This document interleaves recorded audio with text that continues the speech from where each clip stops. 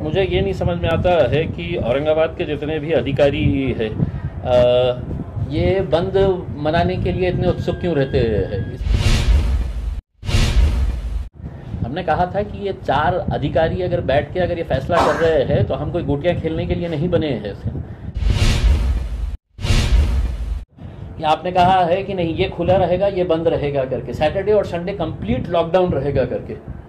IAS IPS officers इतने ज्ञानी, तो आपकी मीटिंग से पहले आपका क्या कोरोना के साथ मीटिंग हुई है क्या कि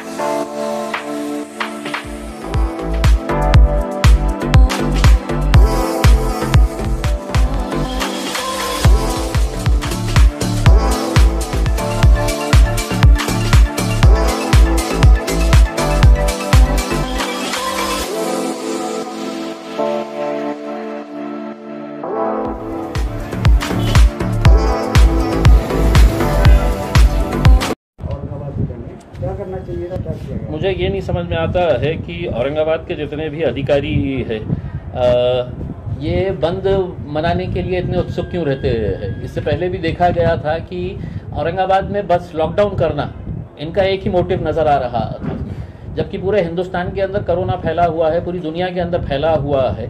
लेकिन यहाँ पर उठे सुटे कोई ना कोई खड़े हो जाता है। और हमारा ये कहना था कि अधिकारियों के साथ लोक प्रतिनिधियों की भी जिम्मेदारी होती है इसमें। हमने कहा था कि ये 4 अधिकारी अगर बैठ के अगर ये फैसला कर रहे हैं तो हम कोई गोटियां खेलने के लिए नहीं बने हैं। शहर में आमदार है, शहर में खासदार है, आप उनको भी कॉन्फिडेंस के अंदर लीजिएगा।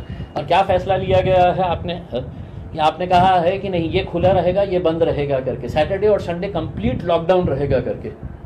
IAS IPS ऑफिसर्स इतने ज्ञानी, तो आपकी मीटिंग से पहले आपका क्या कोरोना के साथ मीटिंग हुई है क्या कि वो मंडे टू फ्राइडे वायरस जो है वो फैक्ट्री पे जाएगा, काम करेगा, सैटरडे और संडे के दिन बाहर लोगों के ऊपर अटैक करेगा, तो सैटरडे और संडे है तो हम बंद करेंगे करके। क्या लॉजिक क्या है आप हमको बताइए ना, उसमें हमको अकल नहीं है, हमको समझ में नहीं आता है। आप बहुत ज्ञानी है तो हमको समझाइएगा कि सैटरडे संडे है तो आप सिर्फ बंद कर रहे हैं कंप्लीट लॉकडाउन, और बाकी दिनों के अंदर ये खुला ये बंद।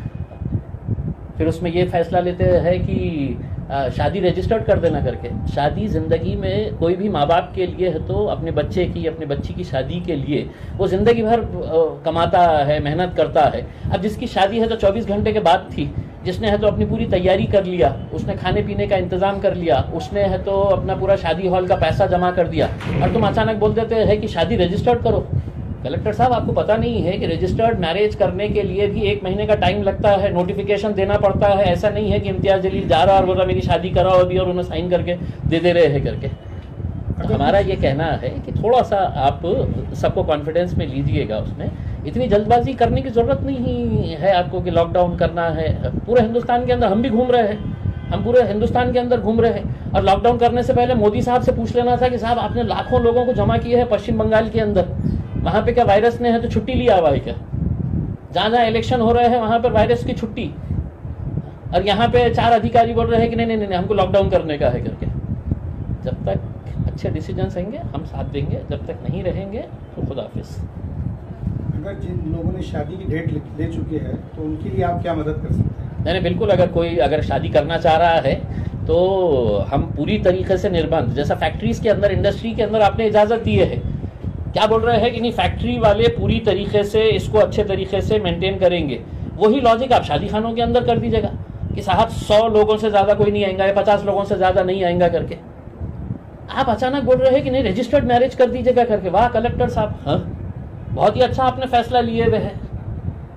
1 दिन के अंदर आप कलेक्टर है, आपके अंडर में आता है मैरिज डिपार्टमेंट, 1 महीने का नोटिफिकेशन देना पड़ता है। अब जिन लोगों ने अपना शादी की पूरी तैयारी कर लिए है वो लोग अगर आज परेशान घूम रहे हैं, हमारे पास आइए, हम मदद करेंगे उनको जैसा जिस तरह से करने का है। जो आपने कंपनीज के ऊपर निर्बंध लगाए हैं वही निर्बंध लगाइएगा 50 लोगों के ऊपर। पुलिस वाले रख दीजिएगा उसके अंदर कि कोई बगैर मास्क के अगर आया तो उसके ऊपर कार्रवाई करो, 50 से 51 हो गया है तो कार्रवाई करो करके।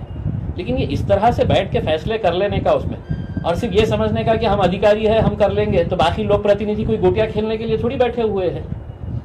हम भी है तो 20 लाख लोगों का नेतृत्व करते हैं, हमको भी समझ में आता है कि क्या सही है क्या गलत है करके।